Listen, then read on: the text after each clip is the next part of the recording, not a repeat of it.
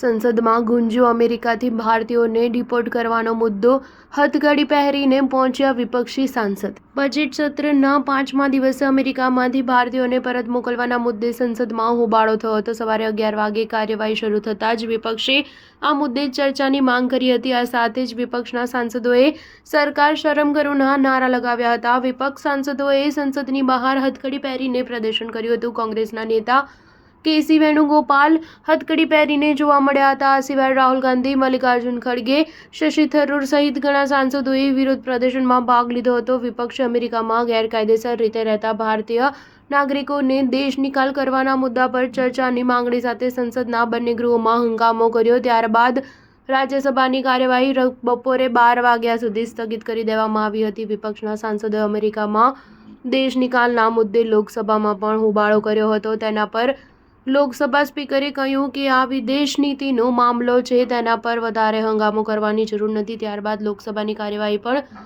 બપોરે 12 વાગ્યા સુધી સ્થગિત કરી દેવામાં આવી હતી। સ્ટાર ન્યૂઝ 7 હંમેશા સચ્ચાઈની સાથે।